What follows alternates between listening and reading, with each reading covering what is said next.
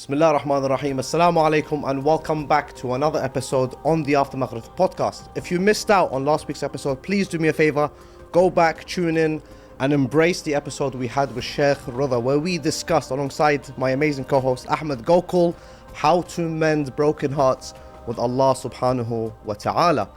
Now in this episode, I'm going to take you on a journey, one that involves cycling, discussing a group of mu'mineen brothers, I believe over 40 brothers from 7 different countries who took part on a journey cycling in Iraq from the city of Basra all the way to the holy city of Karbala. The group is known as the Desi Riders, and I'm joined by 2 of them who inshallah will give us the insights, the experiences, and I'm sure we'll talk about the spirituality, the sincerity behind this noble cause, and that's none other than brothers Riza and brother Imran. Brothers, assalamu alaikum, welcome to After Maghrib.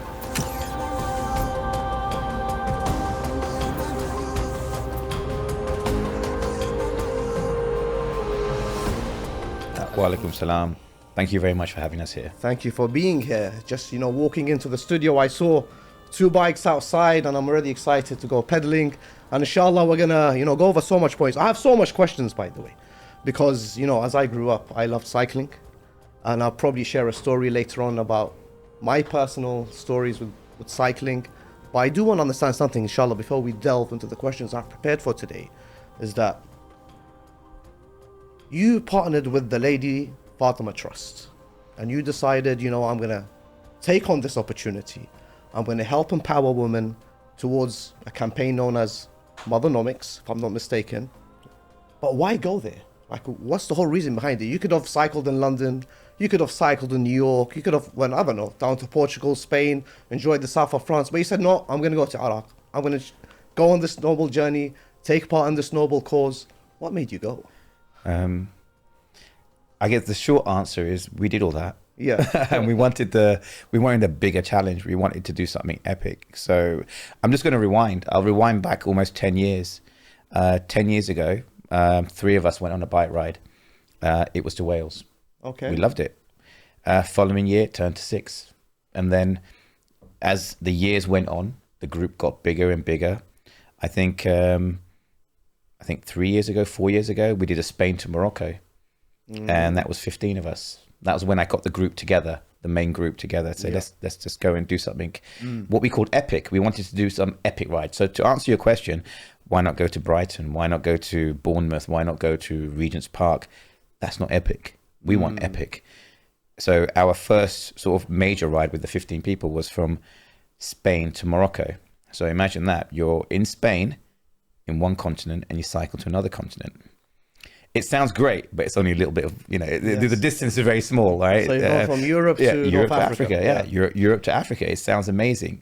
But it was epic. Following year, we did Lake Geneva. We did this, for those people that follow the Tour de France, we did Alpe d'Huez. Then last year, we did Milan to Venice. But it still left us a little bit empty, and we said we want to go bigger. We want to be more epic. And then it was something that I had in the back of my mind for a few years. I want to do something that has a more spiritual aspect to it, and it was one of those things where let's do Iraq. In fact, originally it was let's do Iran to Iraq, and because there's a lot of problems getting into Iran, with visas and security, it wasn't possible. So it was like, well, let's start somewhere as close as possible to Iran, but be in Iraq. Yeah. So Basra was that one. So we always knew that our destination was going to be Karbala, but where's our starting point? It needs to be epic enough. It needs to test us in many different ways, test our faith, test our strength, test our brotherhood, test the community's resilience. And we decided that Basra is our starting point, and that we thought was epic. Beautiful starting point, and all roads lead to Karbala, no doubt. Brother Imran, if I can ask, you guys did go embark on this epic journey. It is epic. I've read all about it. I've seen some footage behind the scenes on Sayyid's Life's Instagram. So I'm up to date with what's been going on. But I do want to ask, alhamdulillah, you managed collectively to raise a whopping amount, over £250,000. How does that feel? Do you feel like you achieved something, or was there something greater that led you to join this cause? I think initially when we were in the planning phase Yeah. of this event, obviously we had set some targets, and that was one of them for sure. And Alhamdulillah, everyone played their part. Every single rider. We had individual targets. I mean, very soon, after we announced the ride, and after we got the initial registrations and stuff like that, but very soon after that, we just stopped telling people that, you gotta raise. People were just raising right, left and center, and people were giving, alhamdulillah, through our generous donor base, both here within the UK and across the world. But that, at that point, it was a tick box exercise, right? Yeah, we're raising money, and it kind of resonates with a lot of us here. Yeah. There are so many campaigns that happen throughout the year within our communities, and we give £5, £10, £50, whatever it is within our means. But then it just becomes, I've given, that's it. What really epitomized the whole, the fundraising element to it, the giving back element to it, was when we reached Karbala after the ride, the next day or the next day after. We visited the Nomics Center, and being there physically, seeing where your money is going, and the amount of effort that those, women are putting into it, both for their betterment, for the better quality of life, as well as the kids, it was just brilliant. It kind of just puts things into perspective that, we're raising money for the right cause, and it is making a difference right in front of our eyes. I mean, I guess to add to that, it was always, if you're riding in Iraq, how can you not give something back? The landscape of Iraq, the people of Iraq gave so much to us, and we can cover that later. But it would not have been right for us to go there and not give something to them.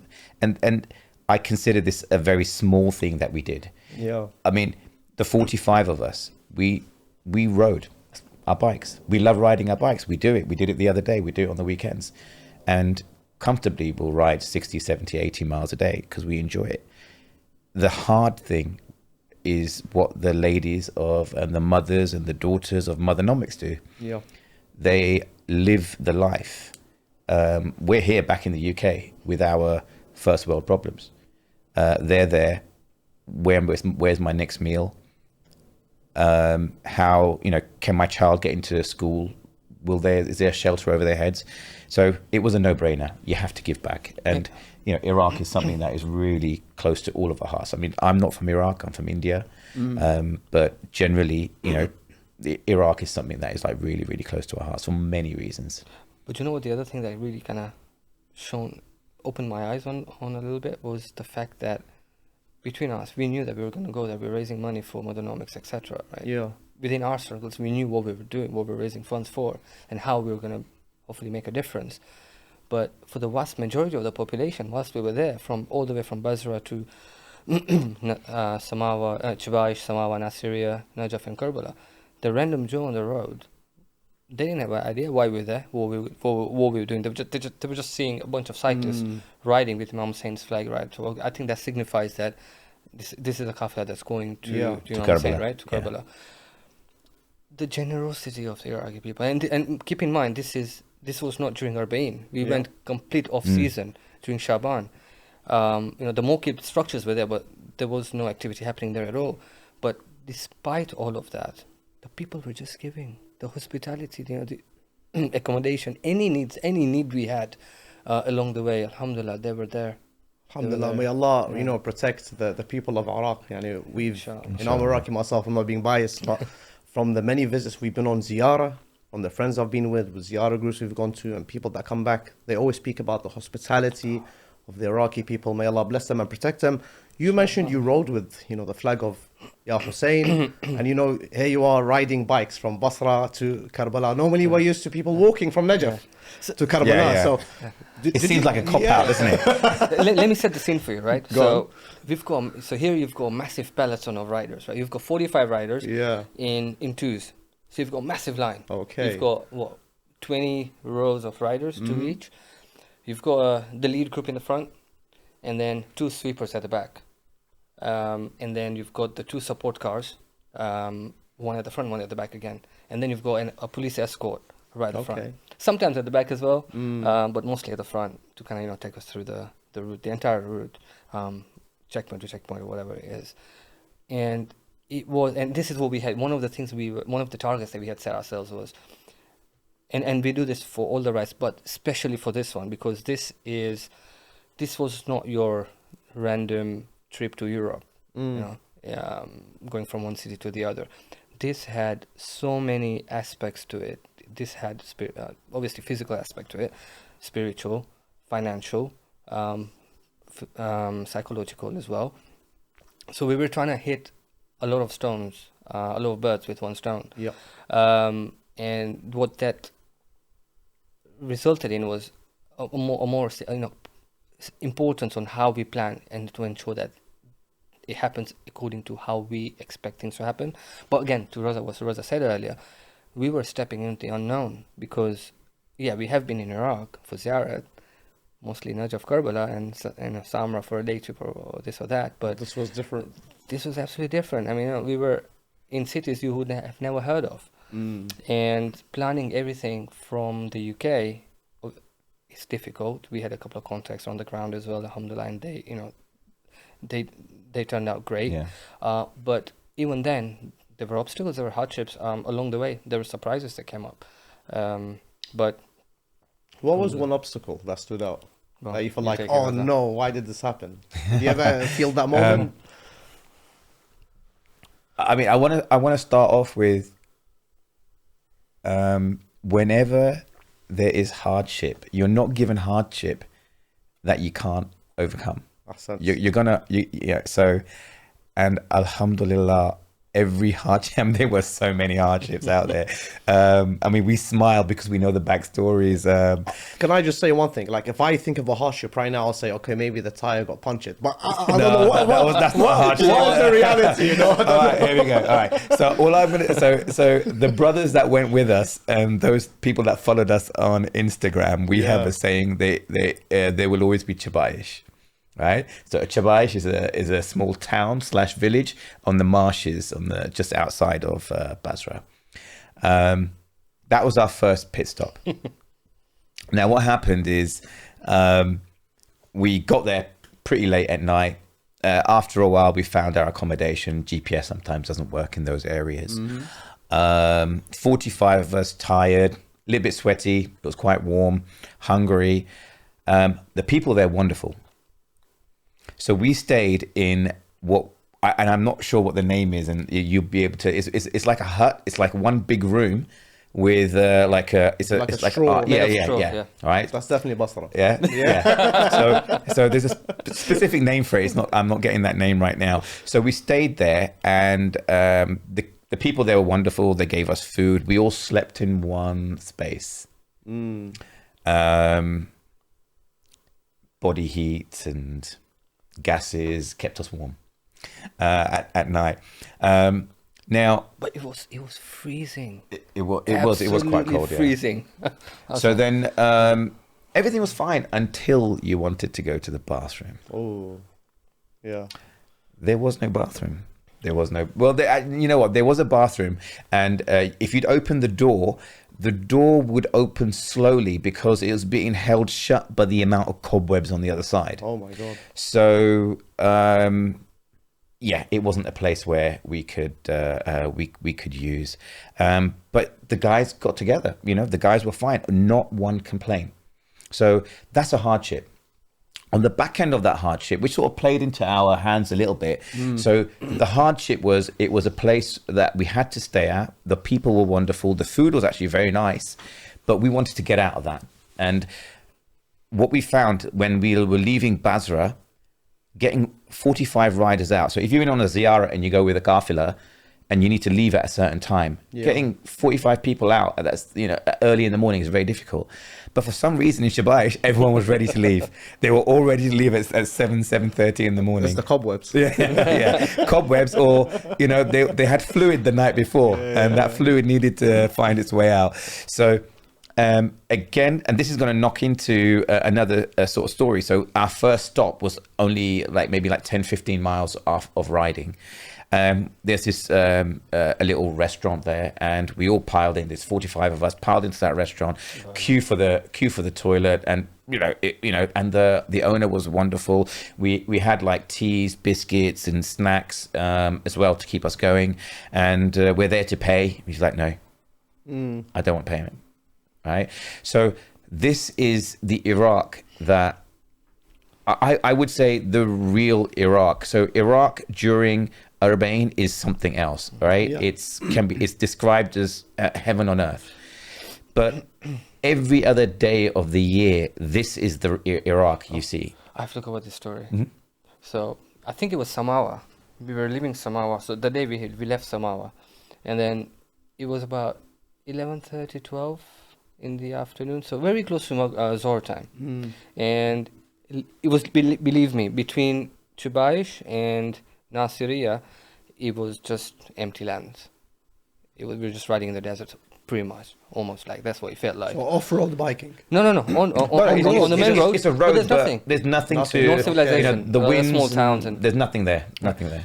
and we'll cover the winds later. But as soon as it was 11:30, one of the guys said, "You know what? Let's just find a place to stop. Yeah. Let's just do our namaz and have a bit to eat, and then we can continue our journey." I'm like, "Yeah, fine, all right. We'll find whatever we find. Whatever." So we find a mosque in the middle of nowhere with a small shop next to it. Not that many people either. You could count the people at the back of your hands. It was a lovely mosque, though. It was really nice. A lovely mosque, but There was it's like an a oasis inside. in the desert, right? It was a zari inside, so I can't remember. But maybe you guys can watch in the documentary. It might be covered there.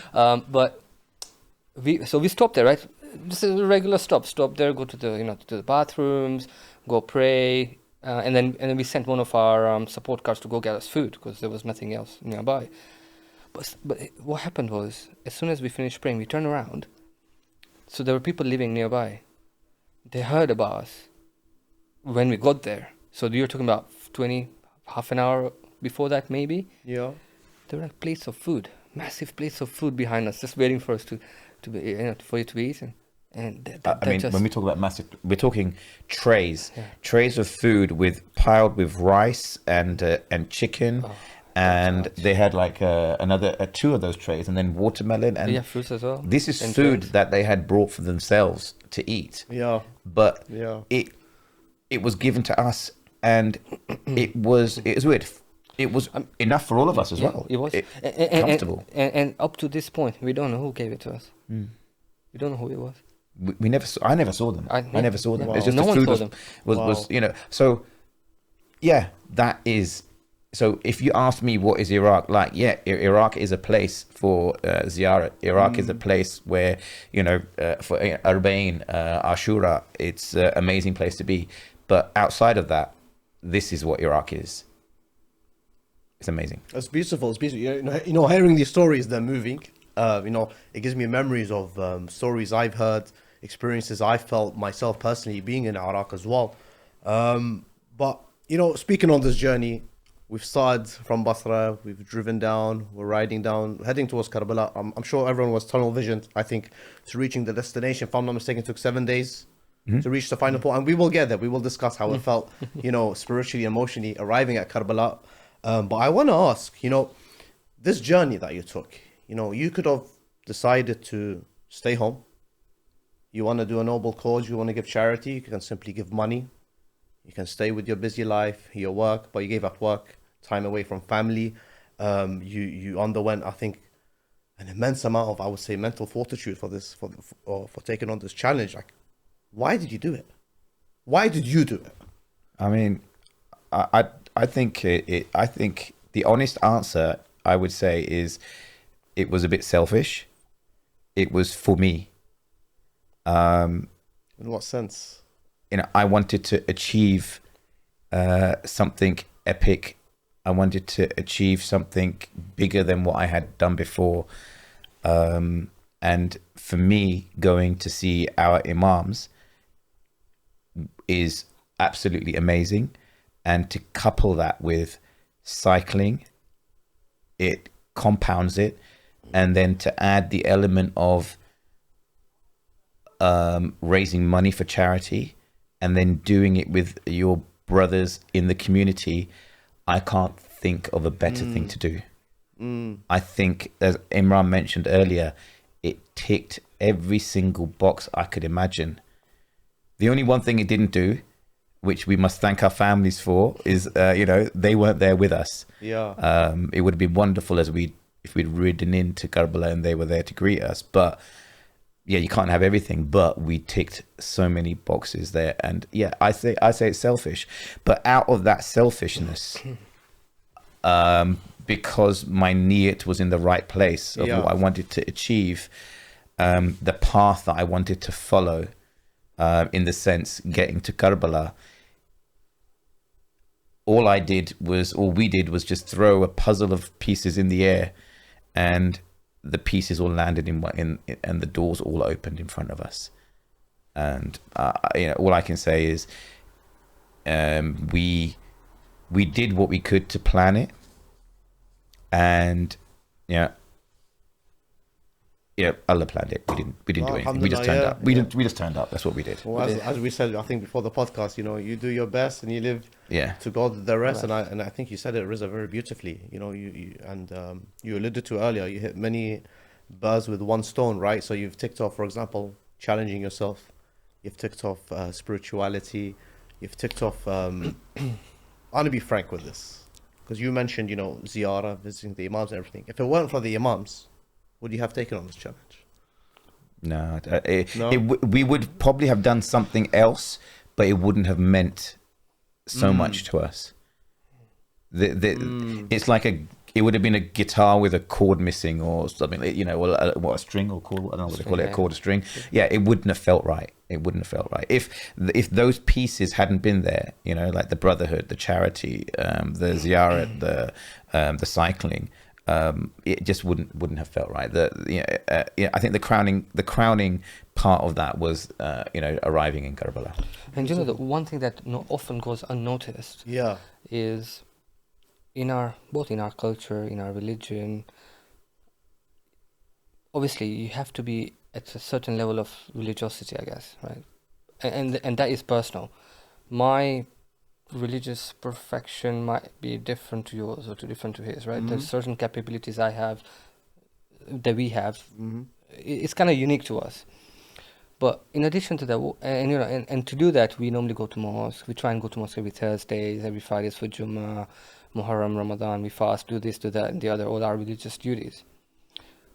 And at the most, what we would do is we would help families, we would help kids, we would give money away or things away.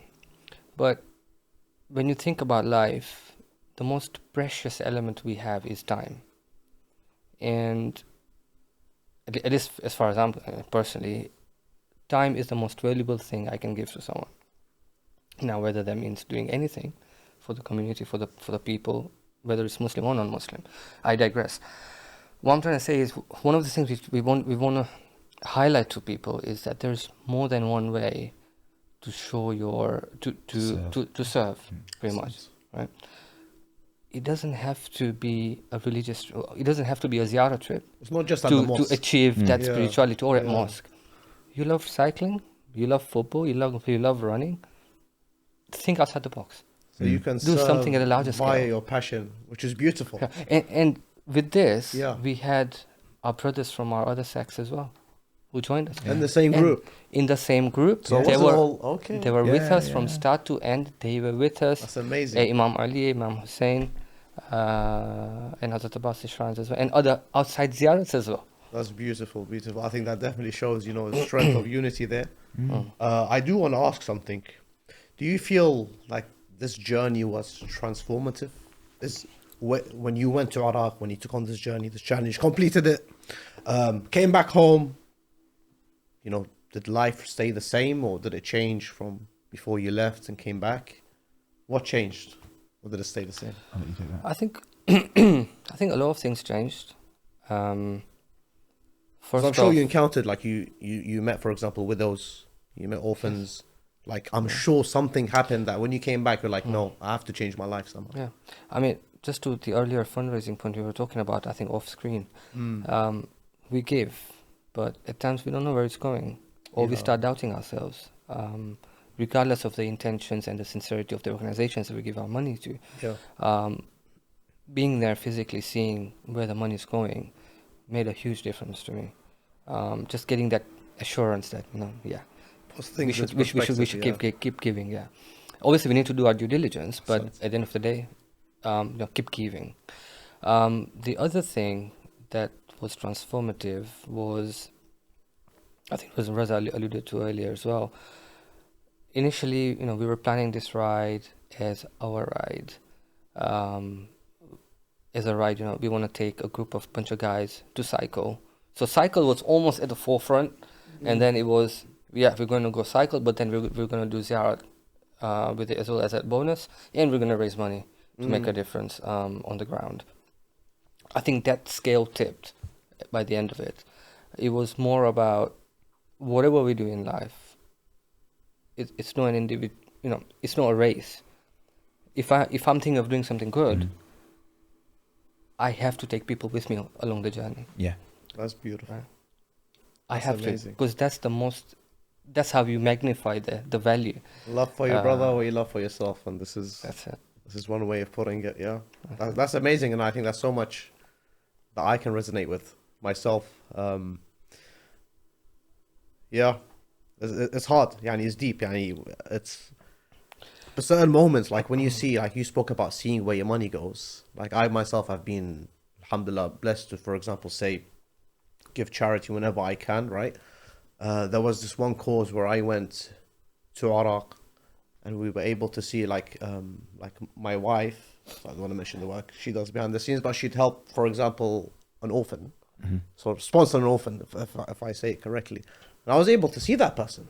Oh, wow. So you could actually see where your money went, go towards education, towards the food, and it's nice to see. You feel like, I don't know if it's even wrong to say, but you feel like, okay, I know the job. Yeah, where my money's going. Yeah. It's going to where it's supposed to. I'm not sure if we should have that thought process, but it helps in us wanting to do more. Yeah, look, we had the option of a number of different charities to go with, but we just felt that, first of all, with LFT, it was a situation where I would start a sentence and Mukhtar from LFT would finish the sentence. We were so aligned on what we wanted to achieve and how we wanted to achieve it. And what that meant is that was, one potential thing I didn't have to worry about, because we were always on the same wavelength. And when we went to the project, the MOM project in Karbala, the Mother Nomics MOM project, that's their main building in Karbala. We just went there because, okay, let's just pop by, just say hello. Okay, we don't want any congratulations or anything like that. We just want to say, hey, hi, how you doing? Just, it's bring nice a smile, to see. Well done for what you guys are doing, in the charity.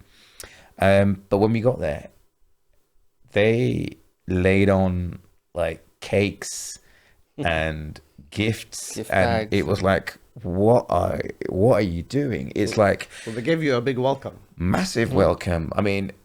We went there, they had like 2 cakes for us, they had gift bags for all of us, and I'm like, if I could have, and Iraqi hospitality, you can't say no. If I could have said no, I would have said no, because it was too much. It was like, no, we're donating to you. We don't want anything like that. We just want your happiness and we want your blessing. We don't want anything. But almost like talking to a couple of guys after we after we left the site, we were on our way back. Some of them like, dude, we don't deserve this.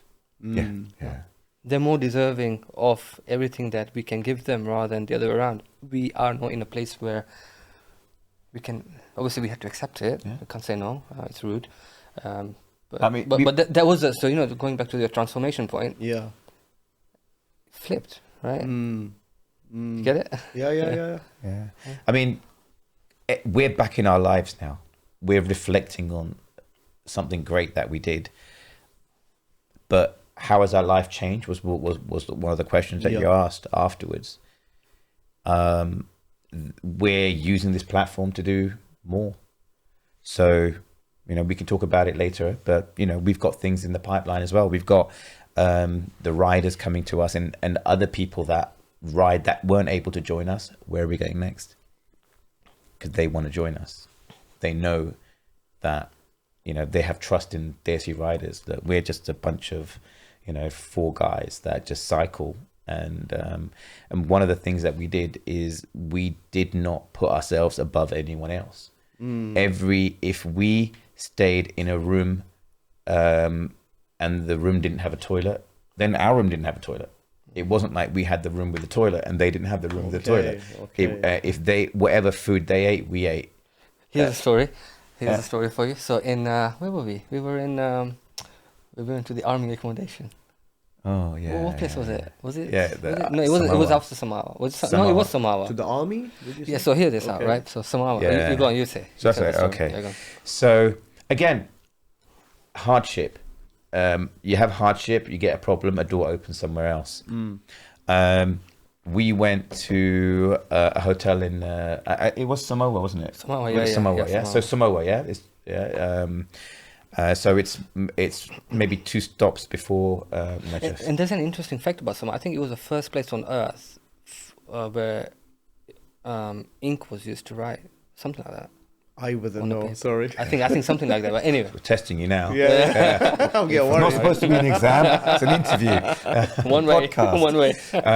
So in Samawah we went to the hotel and it was the only hotel that could accommodate us. And were these hotels booked in advance or was it as you go? Like your places of stay? okay, Was it like the logistics and accommodation pre-planned? I don't know. or- I don't know if I can answer that question. It seemed like they were organized last minute. Okay. But it just, look, I'm Indian. That's what makes it beautiful, right? by the way. I'm Indian. We do things last minute, Hey, right? tell us. We have this saying, in India and Pakistan, ho jayega, right? So if you ask someone, can you get me something or print these t-shirts for me, ho jayega, it's going to happen. Don't worry, it'll happen. But yeah, it's going to happen. At the 11th hour, yeah. It'll happen eventually. God willing, it'll happen. So we got the hotel. We got to the hotel, and in the hotel, there weren't enough beds for us. So they Massive said, building. yeah, it's a massive hotel, but there weren't enough beds for us enough for some beds. reason. So 16 of us didn't get beds. Ooh. So they said, okay, we have a prayer room. You can sleep in the prayer room. And we were like, okay, how many can fit in the prayer room? Where's the toilets? There's no toilets there. And so in the rooms, those people that got rooms, there were 10 people in a room. 10 people in a room Allahu Akbar. with one toilet, Eastern toilet. Wawayla. So at that time, we had the social media guy for the Samawah governor. He was with us. He doesn't speak Arabic. He doesn't speak English, and I don't speak Arabic. So I got one of the guys that was with us to translate, and I said, look, can you kindly ask him to find an accommodation? A little bit of persuasion going on, a little bit of toing and froing. But after a while, he said, yeah, we've got another accommodation for the 16 of you that we can't fit into this one. So he took us in a vehicle, took us to this maybe 10 minutes away drive. Yeah. And it was 10 minutes, but the second half of the drive, you're like in the sticks. Yeah, sticks. And you don't know where you're going, and it's dark. And we were like looking at each other like, yeah, what are they going to do? What are we doing? Did we offend them? Is there some sort of Iraqi custom, southern Iraqi custom that we're going to be introduced to? So, but to our surprise, they took us to this gated building which had guard dogs around it. Walk in, everything was marble inside. They opened up rooms, and to the point where they put beds, there were beds in the room, they put mattresses on the beds that had not been used. They opened up the mattresses, and it was like literally, it was like the governor's guest house. So they rolled the red carpet. Yeah, for 16 of us. Yeah. For only 16 of us. Only the Yeah, so the poor guys, right? They're 10 to 1 room with an Eastern toilet, and there's us 3 to 1 room in a massive shower room. It was great. So I mean, but it wasn't planned. Yeah, because at that point we were like, you know what? We're just gonna sleep in the prayer room or wherever it is, on the sofa, whatever. It doesn't matter. I mean, and just something before that, we were cycling past a stadium. So we're in a convoy. There's a vehicle in the front, vehicle in the back. There's a police vehicle somewhere and a governor's vehicle somewhere. So we're just following the front vehicle, and we go past this stadium. It's a pretty big stadium in Samawah, and then we see children inside it, and we're like, oh, we're just going to go past the stadium. Children are inside, where they're playing football or whatever. Then our convoy turns into the stadium, and we're like, what's going on here? So these were things that we were not aware of, but the governor of that area planned it. So we went in, and those children were there for us. They had the Iraqi flag, waving the Iraqi flag. They had us do a loop, and we stopped the bicycles, and one child took our bike. They gave us, drinks and we had a speech, and we were welcomed. They was amazing. It was a media frenzy. Yeah. I think, But the beauty of it was that whilst we were busy there, taking pictures and stuff, the kids were just riding our bikes from the track. It was so beautiful. Amazing. That must be a memorable moment for everyone. Yeah. And the kids involved. Both sides, yeah. And I'm looking forward to this documentary because I want to see all these things you're discussing. And if I can go to the group now, there's 45 brothers from 7 different countries. I believe some from the Emirates, some from the UK, some from Kenya. Yeah. What were the conversations like between everyone? Do you feel like there was a sense of brotherhood, a sense of unity? Like, what was the conversations about? What were you hearing? What were the Chinese whispers, if I can ask? So, the guys themselves. So we sort of, Imran and I sort of vet the guys beforehand, and it's not like a vetting, a tick box exercise. It's just about, will this guy fit? Yeah, is he chilled? Yeah, he'll do well. So we had a rough idea of what they were like, and we're not psychologists by any means, but when we met, it was like we knew each other. We were like joking straight away if someone did something. I mean, that first night in Basra. So Basra, we went to the Corniche, and Basra, you think to yourself, oh, that must be a town, outback town. It's a big city. And when we went to Basra, we went to the Corniche, and it's got this bridge, and it's like an amazing bridge with lights, and it's wonderful. It's quite developed, very developed. And we have this sort of joke going, right? People are afraid to go to sleep if we're out and about, because we have a joke where if we're in a coffee, when you cycle and you've done days of cycling, you get tired, right? And you'll banter at night time. You go to sleep late, you wake up early. And then, as you're sitting in a coffee shop, you might fall asleep. That's a big mistake if you do that with Desi Riders. I can't remember who it was. Was it Zulfikar? It was Zulfikar, yeah. So Zulfikar, we're sitting there having, I think, pomegranate juice. Right? So fresh pomegranate juice. Wonderful. So this guy just making it there, and he was like, wow, 45 people, pomegranate juice. So, and we're all cramped in this small space. Yeah. And so there's Zulfikar from Peterborough. He's sitting there like this, and then slowly he's nodding off, and then his eyes close, and then someone sort of says, he's falling asleep. Right? And 45 of us quietly, 44 of us quietly leave that little cafe, right, or a juice bar, and we all hide in different places, not too far. And then, and that's not the worst thing. So the guy that's in that runs the juice shop, we said to him, because we had an Arab speaking guy with us, we said, all right, when we are out of sight, wait around 30 seconds, then go to him, nudge him, and say something in Arabic, something in Arabic, like get out, like sort of in Arabic, look proper pissed off, and look really angry, and we recorded it, and it was wonderful. So things like so we did the same when we went to Mallorca, but we try and do these sort of little things to bring just create a bit of fun, a bit of banter, something to laugh about, something to remember of the trip, as well as bring bring people together. Bring Yeah, back no, brothers it's a closer. nice vibe. It Yeah. brings, I mean, one of the guys is a UK guy, and he gave me a call. He said, "Look, I'm not 100% sure about going. You know, I don't know the guys, and you know, I don't know what it's going to be like." I said, "Listen, right? Are you part of the community? Yes. Do you like cycling? Yes. Are you chilled? Yes. You know what? Just turn up. Right? Turn up, and you know what? Whatever happens, happens." He turned up, and I kid you not. I think he had a wonderful time. He ended up knowing some of the guys. You know, this 7 degrees of separation. You know, he knew a bunch of people already through different networking events and work and stuff like that. In fact, he ended up knowing more people than I did, right? And I was organising the event, so he was so comfortable when he was there.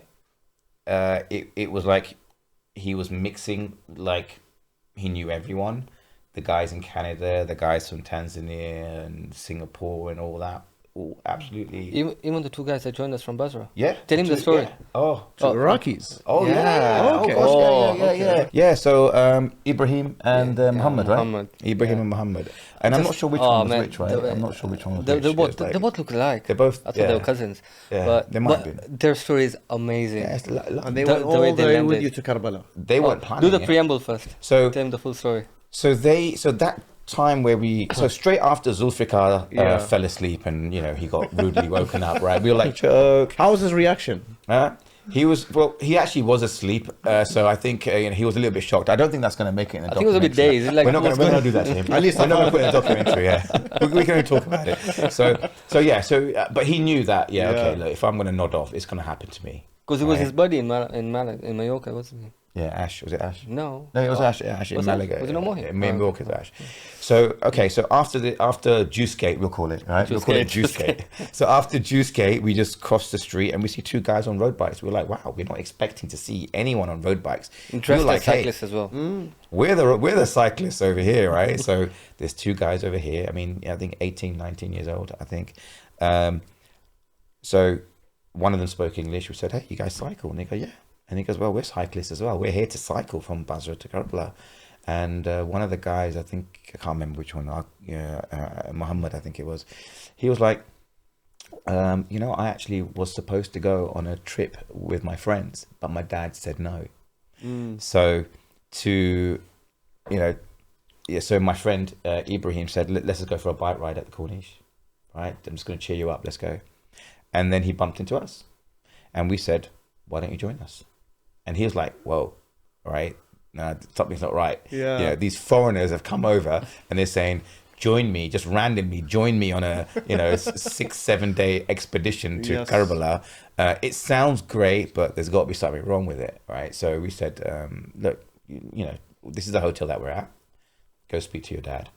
So he spoke to his dad and he came the next day when we were departing, and his dad, I felt like his dad interviewed me. He did right? interrogation. Proper interrogation with a light there. It's like, okay, where are you taking him? Where are you going to stop? Where are you going to look after him? And then like any father would do, right? Yes. And we're like, look, don't worry. Look, we're guys, from abroad, and we're doing a charity bike ride. He said reluctantly, okay. And then originally their plan was to only go to Chibaish. Originally they're only going to go to Chibaish because Chibaish. Okay, then we'll go. We'll turn back. Then after Chibaish, they carried on Nasriya, Samawah, Najaf, Karabala. I think it was Muhammad's birthday as well. When we were in Karbala, there. yeah. So I think it was in Karbala as well. There were things that he was able to do that at the end, his dad said, I wish I had gone. Right? He said the things that you have accomplished on that ride, I could never dreamed of doing that. Yeah. We met the Sayyid Jafar Milani in Karbala. We met various governors, governor of Karabala, and we also had an audience with Agha Sistani. Amazing. It dropped again. It dropped in our lap. It wasn't planned. Right? Yeah. We did ask a few months before the trip, and it was like, he's quite frail, which he is. So, maybe it's best not to do that. Then afterwards, he found out that there's cyclists there. So he was like, how can I say no to the cyclists? Yeah. So we got an audience with him. We sat down, we got to ask him, questions. And these boys were there. This is experience. Our Sunni brothers were also there, had an audience with. So imagine, people can go their whole lives. Yeah. I mean, this is, I was like, and I said to my Sunni brother, I go, do you comprehend what's happened? I goes, we've just met our Pope, right? Yeah. He's our Pope, right? In many ways, yeah. Yeah, we've, and even when we met Agha Sistani, we were like, you know what? We're not going to get to shake his hand. He asked us, he was like open to that. We're like, wow. It was like, here's our expectation. Bang, we've gone through that. Okay, next expectation. Bang. It was just one after the other. And so that was the story about those two kids. No, so I that's an think we amazing left them with story. a really good memory. Thanks for sharing Muhammad that. and Ibrahim, yeah. And inshallah, they do listen to this episode. Inshallah, You said they spoke a bit of English, so... Yes, yeah. Well, they did by the end of it. Did you end up speaking Iraqi by the end of it? La. Fair enough. Let me ask you about this, yeah? So you've got 45 people cycling, okay? Yani, I don't think anyone born in Iraq, living in Iraq, would just walk in the streets and see 45 guys who are not from Iraq just cycling through town. Like, what was the reaction of the people? Like, did they stop you? Did they ask questions? Like... So 45 guys riding in a town or in a part of a country where people just don't cycle, wearing tight lycra. I think someone joked and said, the Iraqi people are asking, haven't you guys got cars? Why don't you have a motorbike? Like, why have you got a bicycle? Maybe it's the mindset. But as we were riding, so we had the Imam Hussein, the red Imam Hussein flag. So we had that stuck to the lead vehicle that in front, and we were riding behind. So people could see that this is a group that's heading towards Karbala. You had trucks that were going past that were horning. In the beginning, we were like, oh, you know what? These guys are probably angry. Because over here, if you're cycling and there's a truck horning, it's like, oh. Road rage. But you know what? They were horning because supporting us because we're going to Karbala. You'd have people even on the other side of the road going in the opposite direction, like shouting out Karbala, Karbala, Beautiful. right? Horning and slowing down and videoing us as well. You had children on this side of the road coming up. They're playing outside their houses, but they'll run over here because they can see a big line of cyclists coming, and they'll be like waving and giving us high fives. And as we're riding past, we're trying to high five them as well. Amazing. When we stopped off at the mosque after Chibayish, you'll always have Chibayish.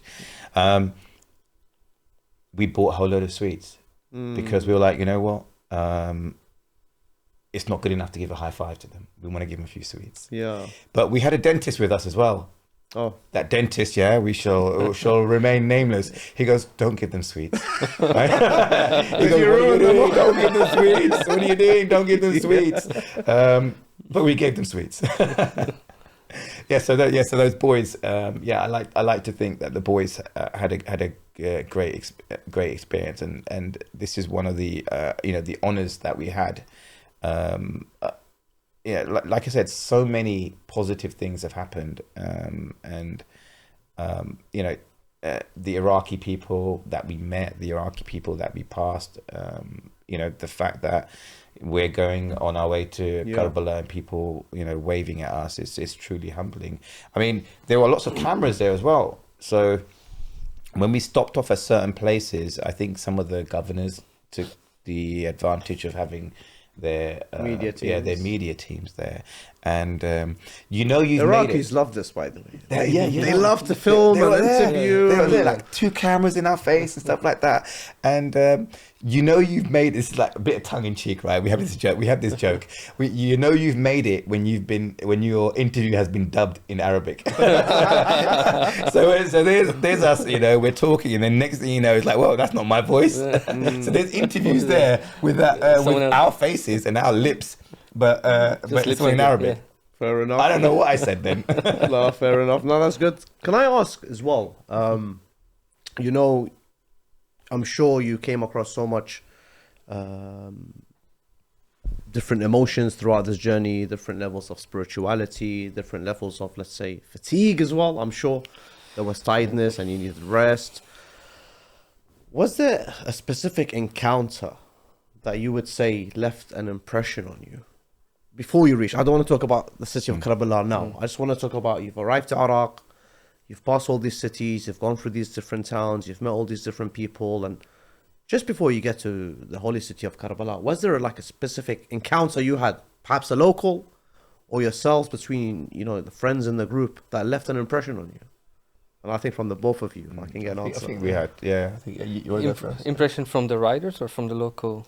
From anything that you felt, you know, this left a mark on me.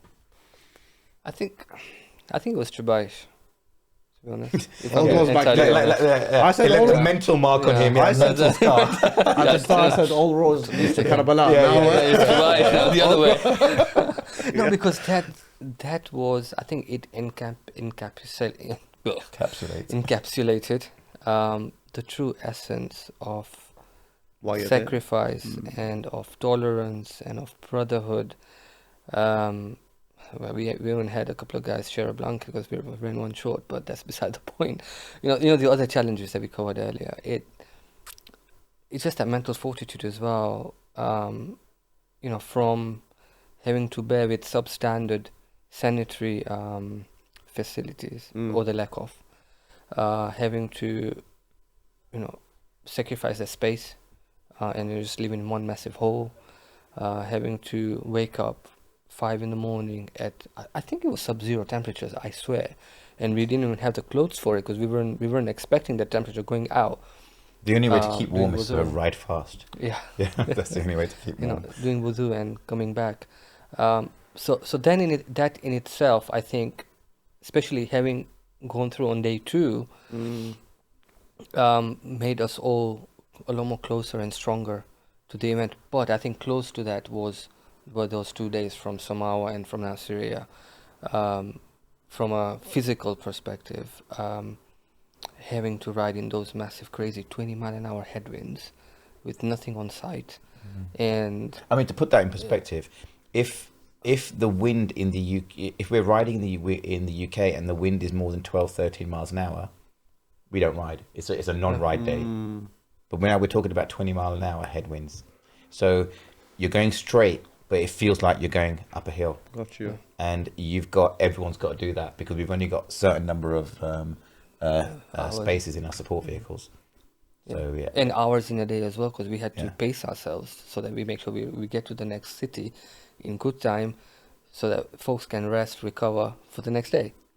And we kind of went through that for 2 of those days before we reached to Najaf. And again, you know, kudos to some of the guys. You know, if you have a good band of brothers, you know, Allah has given us abilities, unique abilities in each one of us. And, you know, at that time, for that particular hardship challenge, we had a bunch of strong riders.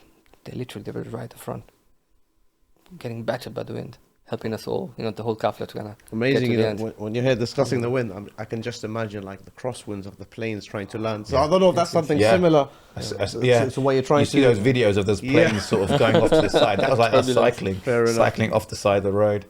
I want to get to this point, and you know, we're drawing close, I think, towards the conversation. I think this is, for me, one of the most important questions I want to ask. You know, we are a Shia Muslim podcast, number one. We all identify as the Shia of Amir al-Mu'mineen, the lovers of Abu Abdullah al-Hussein alayhi salam. And your end goal was to reach Karbala, do the ziyarah of Imam al-Hussein, all whilst working on raising money for a noble cause, challenging yourself.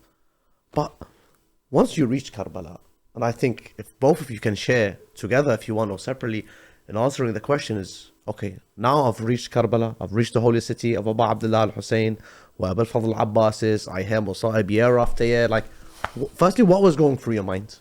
And what were the emotions on entering and nearing the holy shrines? So I would say, for me, it started off, the emotions started off as we were approaching Najaf. Right, that's when I was like, this is real. riding towards the shrine and in anticipation, is the shrine on that next right? You know, am I going to get a glimpse and do my salam? Is it going to be the next one? So at this point, you're no longer riding fast. You're slowing down because you want to see.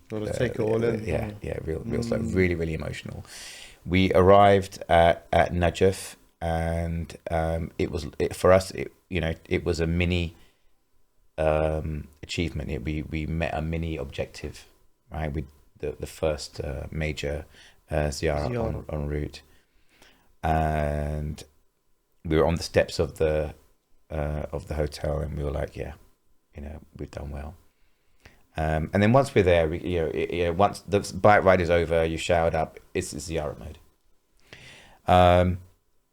But then, 2 days later, we had 2 nights in Najaf. So 2 days later, we did that ride, our final ride to Karbala, which the morning felt. It was an experience a feeling that I hadn't felt on previous mornings. It was just another ride on every other morning, but this was like something special. It was like there was something in the air. Surreal. Surreal. It was like the calm before the storm. Was I can't really put a name to it, but it's like something is going to happen, but it's not happened yet. But you're in anticipation of something. We know that it was Karbala, but at the time, it's something, it wasn't a normal ride. So we left Karbala. Once we got to what I call the gates of Karbala, that's that massive. It says, "Welcome to the holy province of Karbala," where we met Sayyid Jafar Milani. So we met him there, and he gave us a few words to encourage us. And the thing was, right, we've been riding day in day out with only one rest day. Yeah, I just don't think any of the guys were tired. If on that last day, if you asked anyone to sit in the car because they were riding too slow, they were like, "No, I don't want to." And you can't make them do that. Yeah, they want to get to the shrine and they have every right to. So the route that we took was the Arbain Najaf to Karbala route. So Amazing. You see all the Morkibs. Were they skeleton-like? Because they were, yeah. Everything was closed. Everything was closed. Absolutely dead. A little bit of construction work happening on the road, but you can see, there's all the well-known Morkibs over there, and it's like, wow, this is it. We're cheating the system. We're riding our bikes when we should be walking. But hey, we'd come from Basra, so I think we're okay. Then as we got to Karabala, I think was it like an overpass or something that we had to go around, some overpass, and we stopped about 2 miles away. The reason why we stopped 2 miles away is we were like, okay guys, look, let's regroup, let's ride in formation, have a nice ride in, and guys, just catch our breaths, right? We're just 2 miles away from Imam Hussein's shrine. Not in cycling terms, it's nothing. Pretty much around the corner. So let's just let's get the route straight. Let's not make any mistakes. Our police escort at the time was like, okay, this is the route we need to take. We'll do a left over here, a right over there, and we'll come round that way. And we're like, yeah, that's fine. What I didn't know is how close to the shrine that we would get. I mean, rightfully you can't go and cycle right onto the shrine, but we were at that last checkpoint. So that last checkpoint, you come across. So there's Gibla Street, and you're just so there's Gibla Street, and there's a shrine in front that we're there. We couldn't actually come onto Gibla Street. We went around the back. We stayed at that hotel. But as we were approaching, again, it was like, look. Some of the guys I ride with are the toughest guys, right? These guys are the heads of their family. They're accomplished in everything that they want to be accomplished in. I turn to my left and there's tears in their eyes, right? It's not tears because they hurt themselves. It's not tears because of any other reason. It's tears because of the journey they've taken. And it's not the first class journey. It's not the journey of someone that stayed in all first class hotels all the way. It's a journey of someone that has, through suffering and dedication and hardship, made a journey. And I feel that is the most fruitful journey to have. You go to see Imam Hussein, and you want to go there as a person that has had a hardship to get there. So we're 2 or 3 roads away, and everyone is like, we're riding, but it's like you're riding, but you're looking for something. So everyone's like riding, we're standing up on our seats, like meerkats, right? Look You're like meerkats, yeah? exactly that. You know, meerkats like that. Bring your head up there. That's what we're doing. We're riding, we're standing up. Can we look over that building over there? Can we see that down that road? Is the shrine over there? Yeah. And it was becoming kind of like desperate now, right? We're there, and then one of the guys said, "Labbaik ya Hussein." Yeah. And you know what? I think that was the tipping point. Everyone was there at that emotional tipping point. Some had tears coming out just before, but when that Labbaik ya Hussein happened, all of us, we shouted at the top of our voices, Labbaik ya Hussein, all the way down to the checkpoint of that shrine, and there you are. All right, there's Imam Hussein right in front of us. We couldn't go any further, but it was like, watch the documentary. It's going to be amazing. Yeah. Labbaik ya Hussein. I can imagine that feeling. You speaking about the anticipation. Waiting for that moment. I remember I went to Iraq. I think it was. I don't know how old I was actually. I think I'm 32, almost 33. I think I was 20 or something. I went with brother Nouri Sardar, Said Haidar Jazani, a few brothers close to me. We walked. Yeah, it took us over 2 days, and all of a sudden we just saw the dome of Abu Fadl eventually, and that I can't explain that moment. I can imagine what you guys went through. That was the first time I done Mashaya, and I was able to see the dome after such immense pain, after such difficulties and struggles to finally get there. Yeah. So I can resonate with that, and I ask Allah subhanahu wa ta'ala for those who've never been to Karbala, inshallah you have the opportunity and you get called for ziyarah, be arba'in or outside the seasons. It's a beautiful moment. Ameen. And I just want to ask a final question from me, if I can. It was also at the same time the Wiladat of Imam Hussein. Did you feel like, was it extra special? Did it mean more? Like, what?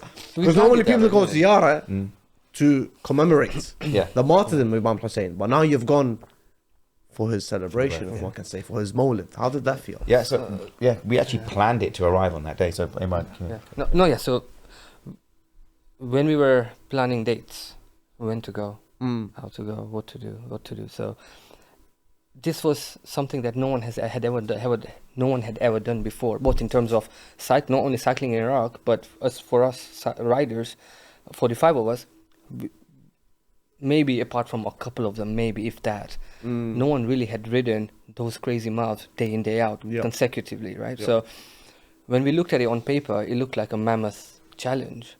But then, initially, I don't think it was a plan to end it at the Wiladat, but as we try to work the dates out, that's when we realized that this is not a joke. This is serious cycling. But then how best do you end it? But ending it with Imam Hussein, Abu Talib Abbas, Imam Abidin's Wiladats, it's just kind of icing on the cake. And to have that experience of the atmosphere and the sort of the white there. I think one of the challenges was, how the new moon sighting. Right? That was our challenge. It's like, okay, if we're in the wrong town, if we're in the Najaf on the wrong day, then we miss it. And so it was like, looking at the calculations. All right, what are the chances of it being a new moon on that day? So we had like a backup plan, but it actually did happen. Yeah. It was a day earlier than what we thought, but we had a backup plan, so we put that into motion. But it was always.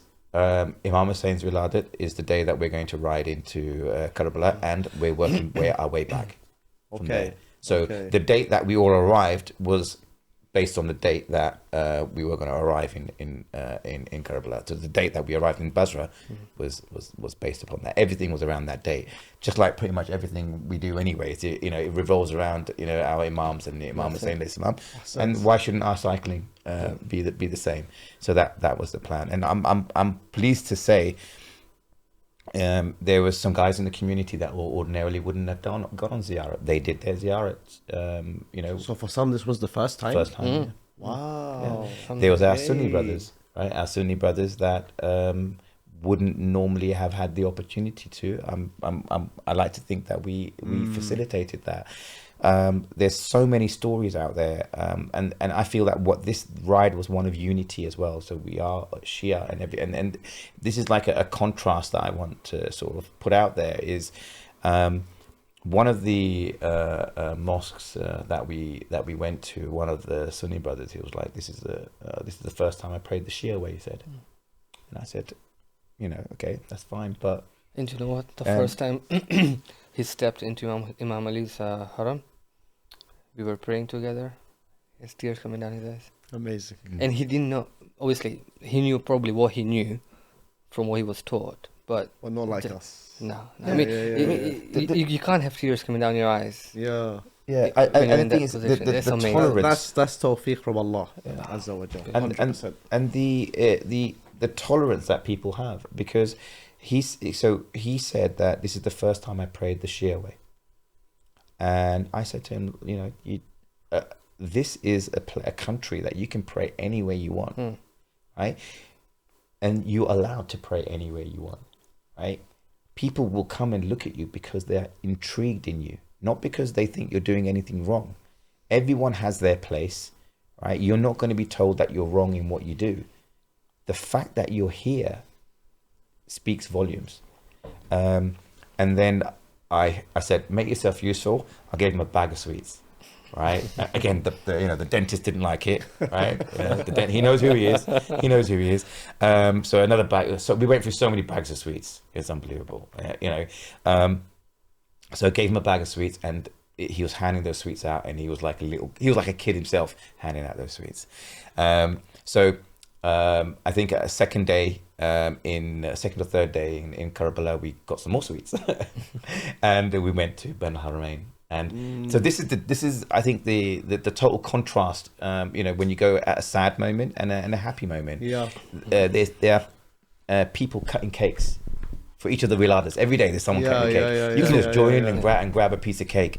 People throwing sweets in the air. Weddings happening. Yeah, weddings happening. People getting married, so it's a wonderful time, and